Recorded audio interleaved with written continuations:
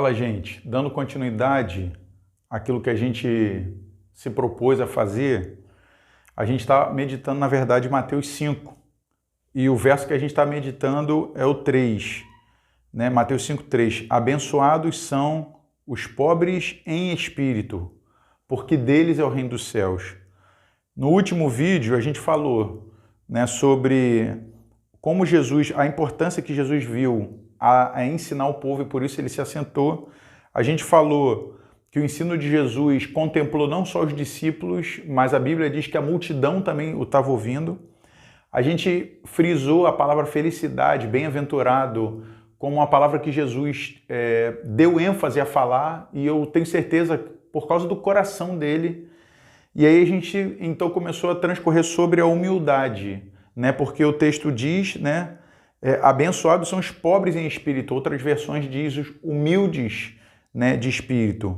E aí a gente falou as características de uma pessoa humilde, né? E aí a gente ficou de falar, que eu acho que é até bom falar rapidamente, a gente falou que o humilde recebe o evangelho, uma pessoa humilde recebe o evangelho, uma pessoa humilde tem uma vida constante de oração.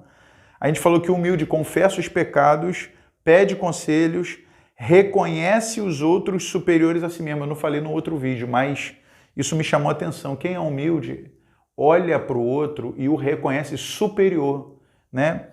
Paulo aos Filipenses, no capítulo 2, verso 13, ele diz exatamente isso. Ele diz que nós devemos reconhecer os outros superiores a nós mesmos. Quem dera se a gente pudesse de verdade, não só na teoria, mas de maneira prática, olhar uns para os outros no meio do nosso relacionamento e pensar, esse irmão, ele é superior, né? Eu reconheço que ele é superior a mim, no sentido de que eu reconheço graça na vida dele, eu reconheço capacidade na vida dele, mais do que eu tenho na minha, né? Que ele é alguém que eu vou honrar, que eu vou servir com alegria. E aí, então, as 10 características, recompensas dos humildes. Por que eu estou frisando isso? Porque eu fiz questão de ir para a palavra e pensar nisso. A primeira das características, Provérbios capítulo 29, 23, fala que uma pessoa humilde é uma pessoa honrada, né? Quem anda em humildade recebe honra da parte de Deus. A Bíblia diz que logo depois do orgulho, da soberba, vem a queda, vem a ruína. Mas com os humildes está a honra. Então, assim, se você e eu andarmos por esse caminho de ser semelhante a Jesus e humildes, a Bíblia diz que como recompensa o Senhor vai nos honrar. Segunda recompensa, a Bíblia chega a dizer que o humilde, ele recebe riquezas e vida. Riquezas e vida da parte de Deus vem por uma pessoa humilde. Provérbios 22, 4. Se você e eu andarmos em humildade, com certeza o Pai ele vai confiar a você e a mim riquezas. E são várias as riquezas. Eu penso que são riquezas aqui no texto, também físicas e também espirituais. E de posse dessas riquezas nós vamos poder comunicar, né, com generosidade os dons, a graça que Deus nos deu, o recurso que Deus nos deu, o dinheiro que Deus nos deu, né? Outra recompensa de uma pessoa humilde é o descanso. Quando diz Jesus falando em Mateus 11, 29, ele diz, aprendei de mim que eu sou manso e humilde de coração e encontrareis descanso para as vossas almas. Quem anda nesse caminho da humildade, e Jesus inclui a mansidão, e a gente vai falar depois sobre a mansidão, que é uma das bem-aventuranças, na continuidade do texto de Mateus 5, a gente vai ver que uma pessoa que é humilde, que reconhece, que é dependente de Deus, né, ele é uma pessoa que vai encontrar descanso. Ou seja, uma pessoa orgulhosa, soberba, né, que quer fazer tudo, que assim, se apoia nele mesmo para fazer tudo, ele encontra cansaço de alma, ele encontra ansiedade, né? Pessoas que são ansiosas, na verdade, ainda não confiaram e reconheceram que necessitam todo dia de Deus para andar dessa forma. Outra característica de uma pessoa humilde é a felicidade. Lucas 1, 48 fala, né, porque encontra-se na pessoa humilde, quando Jesus, o Pai, encontra alguém humilde, essa pessoa se torna bem-aventurada, né? Se torna feliz. Outra é que ele recebe o que não merece. 1 Pedro 5,5 fala que o humilde, uma pessoa humilde, ela recebe graça, né? O texto diz que Deus resiste ao soberbo, mas dá maior graça ao humilde. Quando o Pai vê em você e em mim humildade, esse reconhecimento que nós somos dependentes dele, de verdade, no nosso estilo de vida, na nossa forma de pensar, nas nossas decisões, a Bíblia diz que a gente vai receber graça. A gente vai receber, às vezes você fica pensando assim, poxa, recebi tal coisa, ganhei isso de alguém, aconteceu isso na minha vida. Pô, de onde veio isso? A Bíblia diz que o Pai dá maior graça ao humilde. Outro, o humilde é guiado por Deus. Salmo 25, verso 9 fala que Deus guia nessa terra pessoas que são humildes. Por quê? Porque, como eu falei, esse homem, essa mulher que vai para Deus e fala, Pai, no dia de hoje me guia no caminho. O Pai tem um compromisso de guiar essa pessoa, né? De não deixar essa pessoa se perder. Outra recompensa do humilde, ele recebe amparo de Deus. Salmo 147, verso 6, diz que uma pessoa humilde, Deus, o próprio Deus ampara. Então, se você em algum momento da tua vida tem alguma circunstância que pode te fazer cair, que pode te fazer tropeçar, a Bíblia diz que Deus ampara o humilde, né? Outra recompensa, os humildes são sábios. A sabedoria está com os humildes, Provérbios 11, verso 2. Se você deseja da parte de Deus sabedoria, é só você entrar pelo caminho da humildade. Porque com os humildes, diz Provérbios, e o homem mais inteligente, né, Salomão, ele diz que está a sabedoria com os humildes. Outra recompensa, Lucas 1,52 diz que uma pessoa humilde, ela é exaltada pelo Pai. Se andamos no caminho da humildade, né, com certeza o Pai vai nos exaltar. Ainda que algumas pessoas queiram tomar atitudes contra nós, o próprio Pai vai usar circunstâncias e situações na tua vida e na minha vida que Ele vai dar testemunho do que Ele está fazendo nas nossas vidas. E a 10ª recompensa de uma pessoa humilde, ele é usado pelo Pai. A Bíblia diz que Deus escolheu as coisas humildes desse mundo, né? Então, para usar. Então, o fato de você e eu sermos usados pelo Pai para cuidar de pessoas, que é o maior trabalho que existe na Terra e a maior honra que existe é trabalhar cuidando de outras pessoas, isso só pode ser feito através de uma pessoa humilde. O Pai quer usar os humildes para mostrar aos grandes, poderosos, os soberbos, né, para reduzir a nada, como Paulo diz, os que se acham que são, né? Bom, e outra coisa que me chama a atenção, que é a recompensa, né, dessa pessoa que anda nesse caminho da humildade, a Bíblia diz, nesse verso, o texto diz assim, ó, abençoados são os pobres de espírito, porque deles é o reino do céu. É uma promessa presente, não será o reino do céu. Você vai ver que outras bem-aventuranças, o verbo é serão chamados filhos de Deus, serão consolados. Mas nesse texto aqui o texto diz porque deles, ou seja, dos humildes, é o reino do céu. E o reino do céu, terminando o vídeo, nesse ponto, você fazer parte, eu entendo que deles é o reino do céu, tem dois aspectos. Deles no sentido de que eu tenho o reino dos céus dentro de mim. O reino dos céus e o reino de Deus é a mesma coisa. Jesus falou que o reino de Deus, não achem que está ali ou aqui, mas o reino de Deus, ele falou que está em vós. Pelo Espírito que nos foi dado, o reino de Deus está em nós. O governo de Deus está dentro de cada um de nós. Nós carregamos o reino de Deus. O reino de Deus, Jesus falou que quando ele veio não se mostrou físico, mas ele colocou dentro de cada homem que reconheceu a Jesus como Senhor. Então, assim, quando eu entendo que Jesus diz o reino é deles, é que nós temos o reino de Deus, mas também entendo que o reino de Deus é deles, é que eu também faço parte de um reino. Então, se você e eu fazemos parte de um reino, Esse reino do céu como a gente diz, é o paraíso. Viver no reino de Deus, ter o reino de Deus dentro de nós e fazer parte desse reino é ter Jesus como nosso rei, né? Como aquele que, na verdade, cuida de nós, nos guarda, nos protege. Fazer parte do reino de Deus é ter uma linguagem própria, a linguagem do reino de Deus por meio da palavra, é ter uma lei, a lei do reino de Deus, que é a vontade de Deus, é ter irmãos e amigos nesse reino, né? É fazer parte de uma família, né? Porque se Jesus é o rei, né? E o Pai é o dono de tudo, e nós somos filhos dele e irmãos de Jesus, nós temos essa honra. E o que você e eu, nós recebemos no reino de Deus?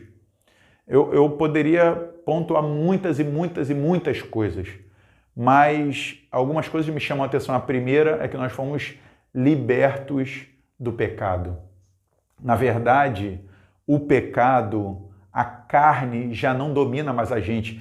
Por causa de Jesus Cristo e fazer parte desse reino, nós fomos livres do pecado. O pecado derrubou um querubim. O pecado tem um poder de destruição. O pecado tem um poder de matar, tem um poder de separar. O pecado tem um poder de destruir os sonhos de Deus na nossa vida. Um homem ou uma mulher que vive no pecado é um homem ou uma mulher que se afasta da vontade de Deus e dos sonhos de Deus. É um homem vazio. E o reino de Deus, nós recebemos nesse reino como herança, por causa de Jesus, somos cordeiros, ou seja, recebemos da mesma herança que Jesus. Recebemos libertação.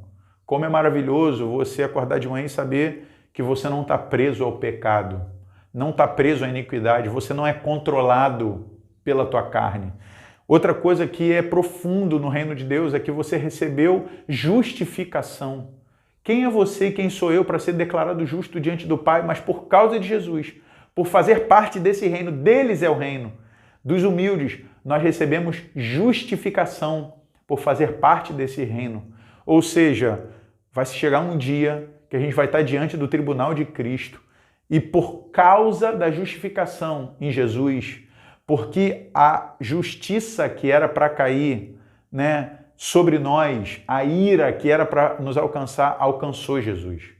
E então toda a dádiva e toda a bondade, toda a honra que naquele momento era para alcançar Jesus, alcançou a gente. Então a gente vai chegar diante do tribunal e a gente vai ouvir de Jesus e do Pai: vocês foram declarados justos. Vocês não são justos por vocês mesmos, mas porque Jesus sentou no lugar de vocês e sofreu a sentença que era para vocês, vocês são declarados justos. Ser justificado por Deus é maravilhoso. É você saber que você pode andar de cabeça erguida diante do Pai e diante dos homens, porque você foi declarado justo. E a maior ênfase do reino, na minha opinião, é ser filho de Deus. Por eu ser parte desse reino, o rei do reino, que é Jesus, quis não ser apenas o unigênito Filho de Deus, mas o primeiro, ser o primeiro e nós, eu e você, fazermos parte dessa família.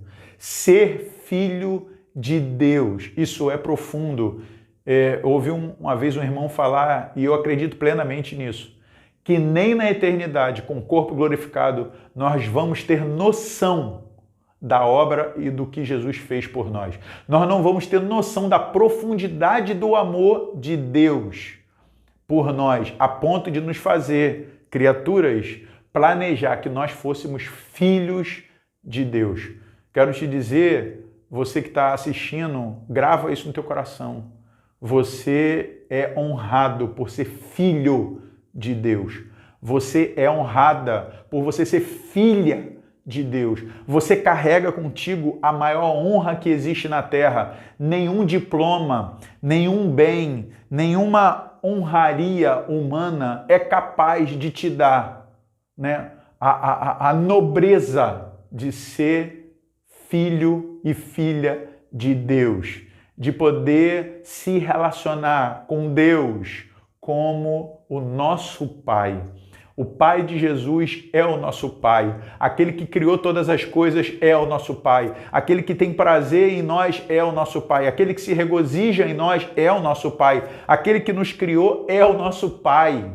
Aquele que fez todas as coisas, aquele que mantém todas as coisas, aquele que governa todas as coisas, toda a terra é o nosso Pai. Aquele que toda a criação se sujeita é o nosso Pai, é o meu Pai e é o teu Pai.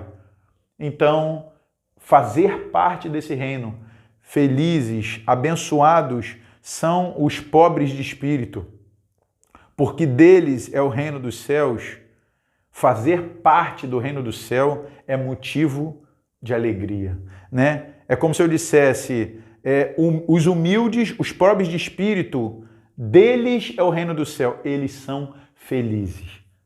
Ou seja, a justificativa do pobre de espírito, do humilde, ser feliz é porque ele faz parte do reino do céu. É porque dentro dele, dentro de você está o reino do céu. Então seja feliz, desfrute dessa felicidade, dessa bem-aventurança, pelo fato profundo de você fazer parte do reino do céu. Você não faz parte do império das trevas, você não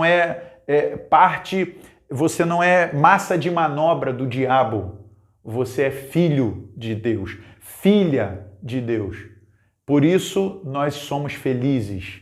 Por causa disso somos felizes. Ou seja, as circunstâncias não conseguem roubar a nossa felicidade, porque ela está acima do que acontece na terra. Nós somos filhos de Deus e nenhum homem e nenhum demônio e nenhum espírito é capaz de roubar essa nobreza, dessa herança de sermos filhos e filhas de Deus. Ninguém pode roubar isso de você. Nossos bens podem ser roubados, nossa própria vida pode ser ceifada, mas o fato de sermos filhos e filhas de Deus, ninguém pode. E isso deva ser o que te motiva. Você deva olhar para esse texto e falar, glória a Deus, eu sou feliz, porque a minha felicidade está acima das circunstâncias da terra.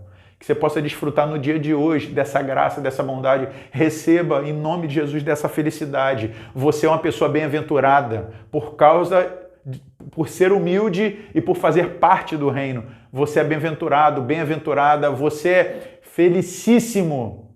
Que você coloque isso na tua mente, que você não espere conquistar algumas coisas para dizer no dia de hoje, eu sou feliz. Mas que você lembre do que Jesus falou e fala, porque eu sou filho, porque eu faço parte desse reino, porque Jesus quebrantou meu coração para me tornar humilde e ouvir o evangelho.